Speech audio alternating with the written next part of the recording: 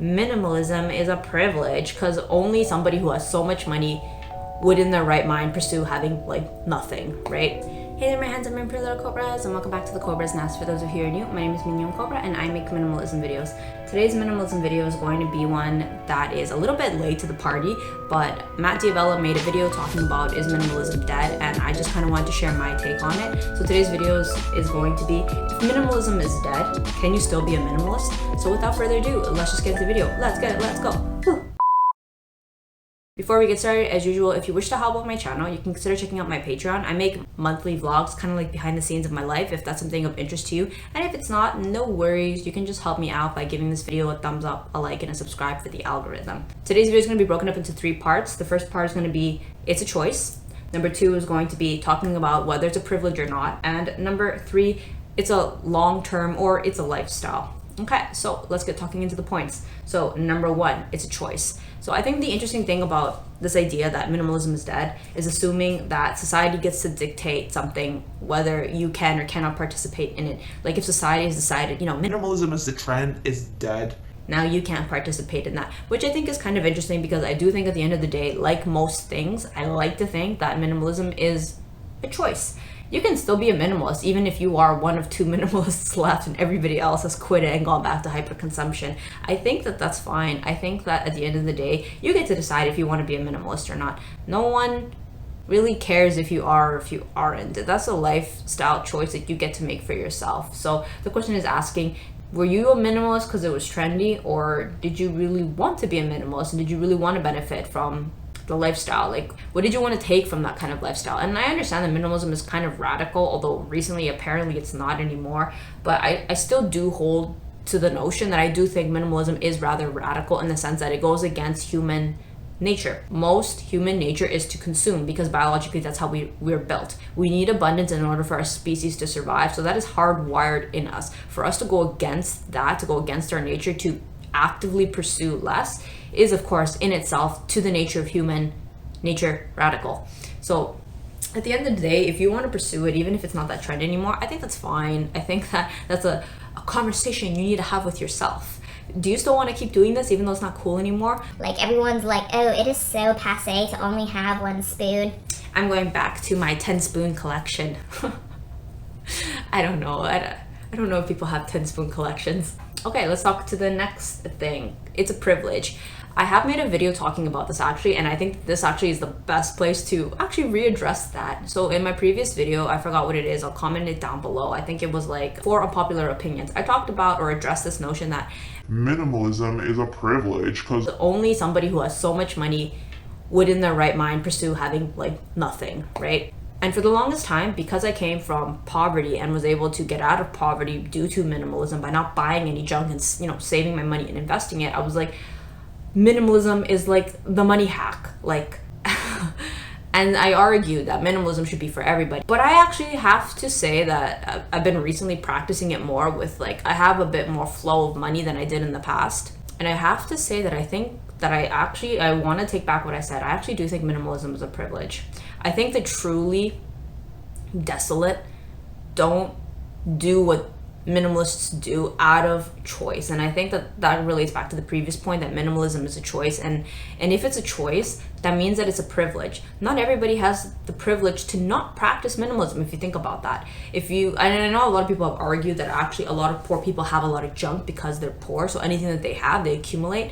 And we could argue this to the moon, but I just want to say that my own personal opinion has changed from thinking minimalism is actually like a choice that you could do and it could be for anybody at any socioeconomic status, to actually thinking that in some ways there's some components of being of the upper class that allow you to practice minimalism that don't exist at the lower classes. And one of the things that I realized was like education. Minimalism, the first way that I came across it was through reading books. I've heard that usually the most educated is actually the middle class, so maybe I might have actually just been lower middle class and not actually truly poor as I thought myself to be, in the sense that my education made me different from my equal financial counterparts. Education is what sets you free, and education is one of the most accessible ladders for social mobility in ways that other things don't exist. Like, it's really hard to get out of poverty, and one of the best ways is with education. The more educated you become, the better chance you have of crawling out of it.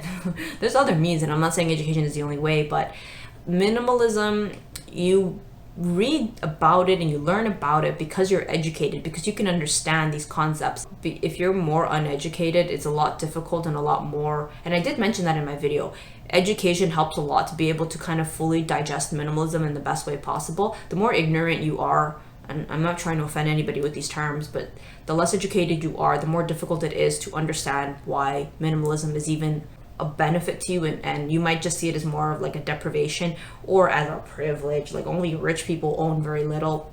And I definitely agree with that. And so I want to say that if you want to practice minimalism, I think it's kind of accepting and understanding that it's actually a privilege. If you have the choice to have more and you choose not to, that's a privilege, because there's actually people who don't have the privilege to have more. So the little they have is the most that they have, is what I'm trying to say. So I'm not saying this like we should feel ashamed of our minimalism. I don't think that at all. As somebody who came from the opposite camp, who came from poverty to a better state of being because of minimalism, it's not something to be ashamed of, it's just something to be aware of. And again, you don't have to share my sentiment. You don't have to think minimalism is a privilege. I just feel I practice a lot more gratitude towards my minimalism once I realize that it's a privilege for me to be able to practice it. Okay, number 3, it's a lifestyle. So coming back to this idea that if minimalism really is dead, I think that's all fine and dandy. But I think that at the end of the day, if you want to be a minimalist, you definitely can. It's a lifestyle. You don't have to be very hardcore, and you don't have to be obsessed with the label like you're a minimalist and so you can't have duplicates and no makeup. You have to cut your own hair. I know a lot of us do those things. I'm just poking fun at this, but I'm saying that it's a lifestyle, which means that you can cater it to your own life. Minimalism, I think, also kind of evolves. Like when I first started minimalism, at the time there wasn't any aesthetic for you to follow. It was literally like you just wore black and white and you owned like nothing. It's evolved to kind of become this more commercial and trendy thing that it is now. But what I'm trying to say is your minimalism also changed throughout the years as you practice it. Some stuff you have more of and some stuff you have less of. Like maybe when you were younger, it looks different from now. You as a minimalist with like kids or like a dog. It's always changing, you know what I'm saying? In my humble opinion, I don't think minimalism is dead. As long as there's one person out there practicing it, the idea still lives on. And what does that mean for us, the individual? It means that you can tweak it and modify it to be whatever you want it to be. You don't have to follow what, the minimalists on the internet are saying.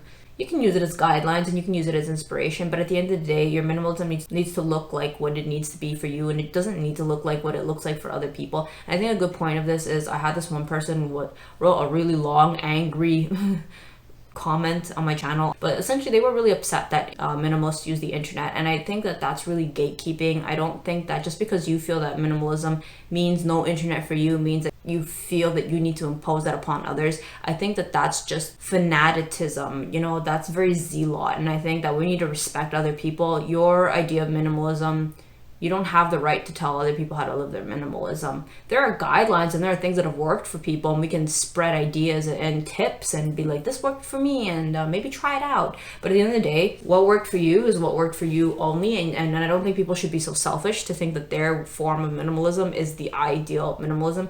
It's just a lifestyle. It's different for everybody. So I think some of these minimalists on the internet need to calm down, is what I'm trying to say. Let's be chill. If it worked for you, great. And if it didn't, that's cool too. It's just a tool at the end of the day. So that is my take on if minimalism is dead, can you still be a minimalist? If you enjoyed the video, give this video a thumbs up, a like, and a subscribe. Comment down below anything that you'd like to comment, because you guys know I love to reply to comments. And I'll see you guys in the next one. Thanks for watching. Bye. I think you need it to look the same. If you are if you're the better and I definitely agree, unpopular yeah, what, okay, so